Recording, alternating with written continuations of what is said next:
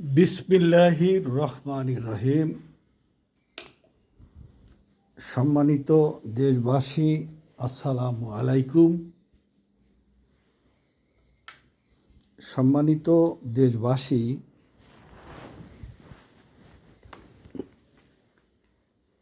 পানি পেলে মাছ একটু শরৎ শরৎ করে। এই জন্য আমাদের দেশে এক শ্রেণীর লোক আছে, তারা সুযোগ পেলে কিছু কথা বলে। কথা বলা দোষের না, কথা বলা অবশ্যই দোষের না, কিন্তু সেই কথা যদি পরচর্চা হয়, কথা যদি আক্রমণাত্মক হয়, আর একজনকে ঘায়েল করার কথা হয়, তা সেটা তো অবশ্যই অপরাধ। আর কথা যদি গঠনমূলক হয়, কথা যদি জনস্বার্থে হয়, কথা যদি আপামর সাধারণ জনগণের জন্য হয়, কথা যদি দেশের স্বার্থে হয়, আর কথা শুনে যদি কোনো মানুষের ভুল ভাঙে, কথা শুনে যদি কোনো মানুষ দিক নির্দেশনা পায়, সেই কথা তো বলা অবশ্যই ভালো।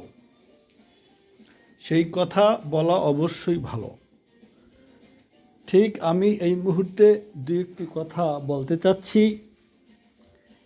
বিচারের দায়িত্ব আপনাদের, যে আমি কি পরচর্চা করতেছি না কোনো ব্যক্তিকে আক্রমণ করে কথা বলতেছি, আমি কি কোনো প্যারোডি কথা বলতেছি কি না, এই বিচারের দায়িত্ব আপনাদের। আমি বলতে চাচ্ছি যে 2024 সালে 7 জানুয়ারি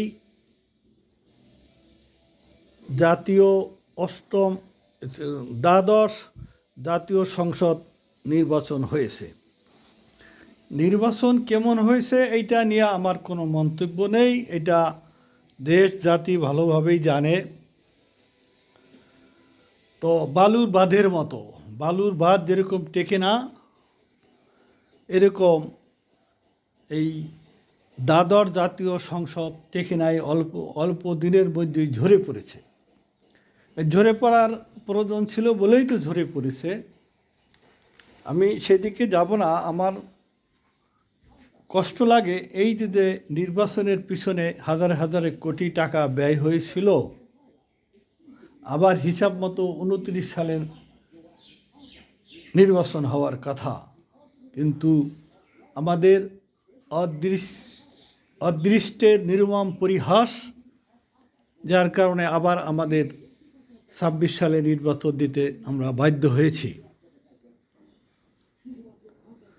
এখানে আর একটা কথা বলা উচিত, যে মার থেকে মাসির দরদ বেশি, আমি সেটা না। আমি একজন দেশের মানুষ, সাধারণ লোক। আমরা সবাই কম বেশি ট্যাক্স দেই, 5 টাকা হইলেও ট্যাক্স দেই, ভ্যাট দেই। ভ্যাট এবং ট্যাক্স মিলে কিন্তু বছরে অনেক টাকা আমাদের চলে যায়, হয়তো আমরা টের পাই না।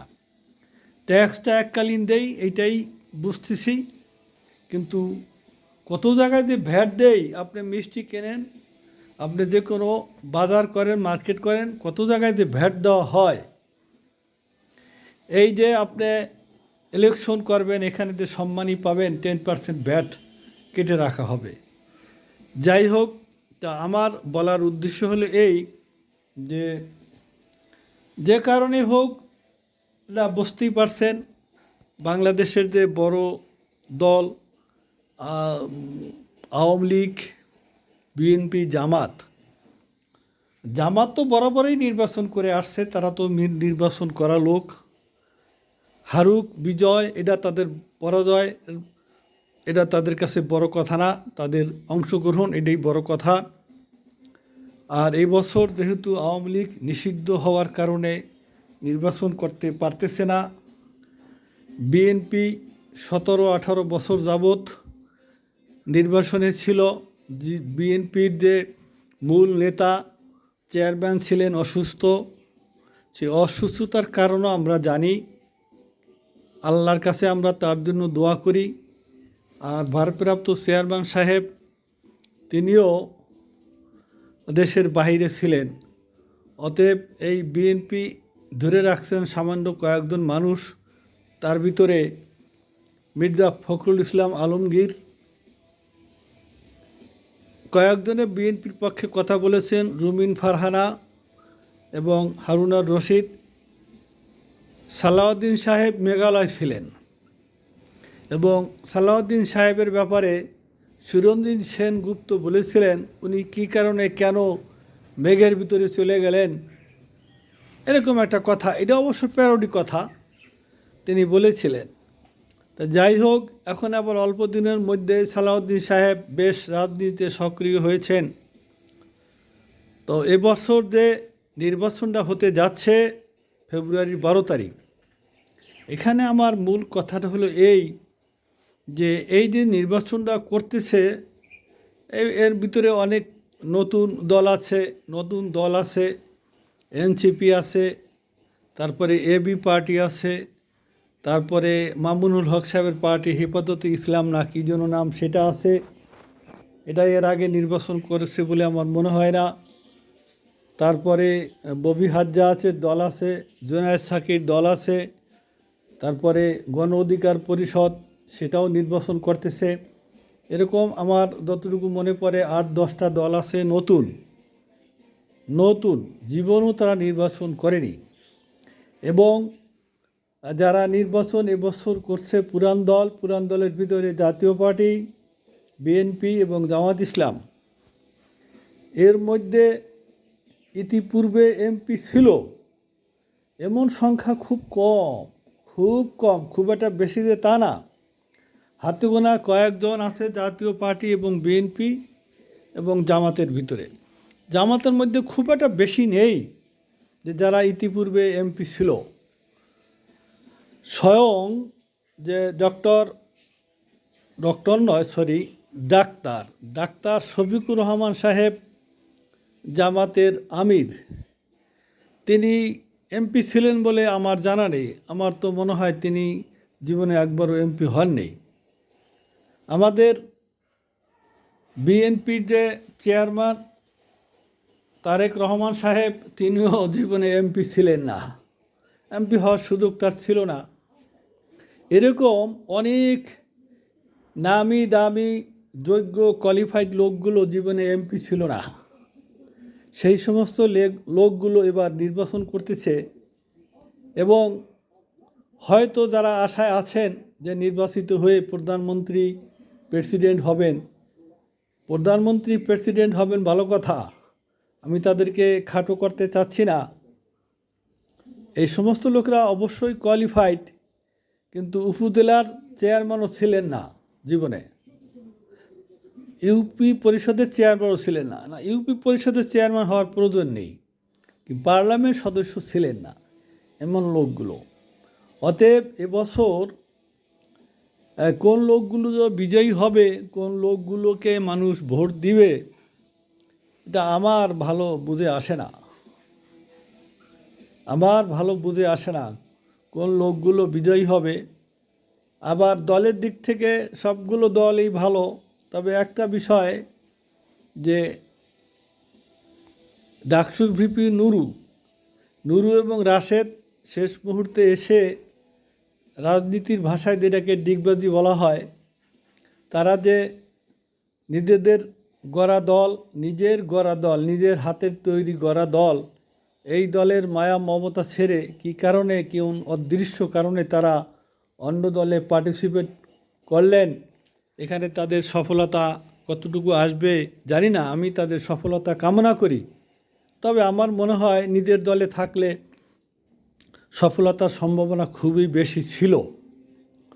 যাই হোক, নির্বাচন হয়ে যাবে। আমরা সকলকে একই কথা অনুরোধ রাখব যে আপনারা দল এবং মার্কার গুরুত্ব না দিয়ে ব্যক্তির গুরুত্ব দিবেন। যে ব্যক্তির প্রতি আপনার বিশ্বাস আছে, যে ব্যক্তির দ্বারা আপনি সৎ শাসন পাবেন আশা করবেন, যে ব্যক্তি এদেশের ব্যবসায়ী সিন্ডিকেট, সন্ত্রাস, দুর্নীতি, চাঁদাবাজি, ব্যবসায়ী সিন্ডিকেট, সন্ত্রাস, দুর্নীতি, চাঁদাবাজি, মোটা অঙ্কে এই কাজগুলো বন্ধ করতে পারবেন এমন লোককে আমরা আশা করি ভোট দেব। আর সবচেয়ে বড় কথা হলো যে ৩৬ জুলাই যে সনদ, সেই সনদ অনুযায়ী যে প্রস্তাবগুলো গণভোটের হ্যাঁ না দেওয়া হয়েছে, এই হ্যাঁ এবং না আমরা এদেশে নিশ্চয়ই লক্ষ্য করেছি। তরুণ সমাজ এবং অর্ধশিক্ষিত অশিক্ষিত লোকগুলোর ভোট বেশিরভাগই কাস্ট হয়। যারা উচ্চশিক্ষিত অবসরপ্রাপ্ত এই লোকগুলো ভোট দেয়, আর আমাদের মতো যারা মাঝারি ধরনের লোক এরা নির্বাচনী কাজে ব্যস্ত থাকে। এদের ভোট দেওয়ার থেকে ভোটের কাজ পরিচালনা করার গুরুত্ব বেশি। তাই যে শ্রেণীর লোকগুলো ভোট দেয়, যুবকরা শিক্ষিত ঠিক আছে, বাকি মাঠ পর্যায়ের অর্ধশিক্ষিত বা ইললিটারেট মা খালারা তারা টিক চিহ্ন হয়তো চেনে না, করজ চিহ্ন হয়তো চেনে না। কোন জায়গার উপরে সিল মারবে আল্লাহ পাকি জানে। হয়তো অনেক ভোট নষ্ট হওয়ার সম্ভাবনা থাকে। আমরা দেখেছি অনেকে মার্কার উপরে সিল দেয় না, এক পাশে দেয়। আবার আমরা অনেক দেখেছি যে মার্কা সোজা ব্যালট পেপারের বিপরীত পাতায়, বিপরীত সাদা জায়গায়, উল্টা পৃষ্ঠায় তারা সিল দেয়। এরকম চিন্তাভাবনা আছে। তার এর মানে হলো এই যে আমরা যারা নির্বাচনী প্রচারের কাজ করি তারা সঠিকভাবে ভোট প্রদানের প্রক্রিয়া বুঝাতে পারি না। আমি অনুরোধ করব, এখনও সময় আছে, হ্যাঁ ভোট কীভাবে দিতে হবে এইগুলো যেন আমাদের মা খালাকে বোঝানো হয়। শুধু রাস্তাঘাটে বক্তৃতা দিয়া আরেকজনের দুর্নাম করবেন আর স্লোগান দিবেন, এটাকেই নির্বাচনী ক্যাম্পিং বলা হয় না। নির্বাচনী মূল ক্যাম্পিং যেটা, ভোটারদের দ্বারে দ্বারে যাবেন, গিয়া ব্যালট হাতে নিয়ে একটা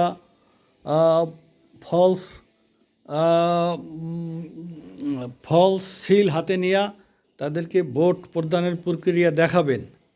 এবং ৩৬ জুলাই সনদ অনুযায়ী যদি হ্যাঁ ভোট জয়যুক্ত হয়, গণভোটে হ্যাঁ জয়যুক্ত হয়, তাহলে এই যে ইন্টারিম অন্তর্বর্তীকালীন সরকার আরও ৬ মাস থাকার সুযোগ থাকবে।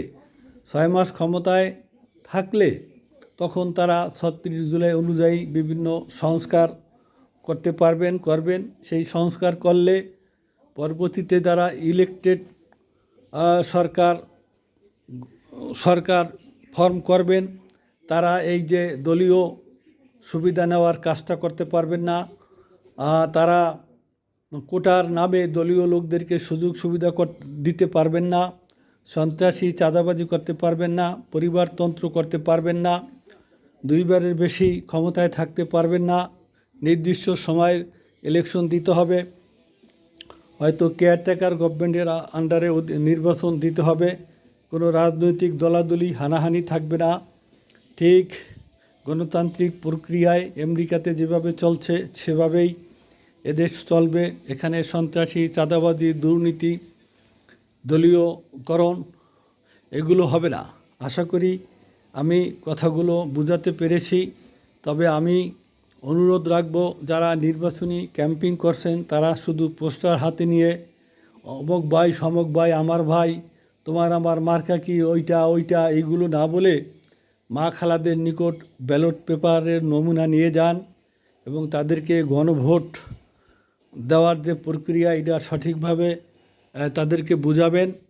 এই আশাবাদ ব্যক্ত করছি। পরবর্তী আপডেট দেখার জন্য অনুরোধ রইল। আসসালামু আলাইকুম ওয়া রাহমাতুল্লাহি ওয়া বারাকাতুহু।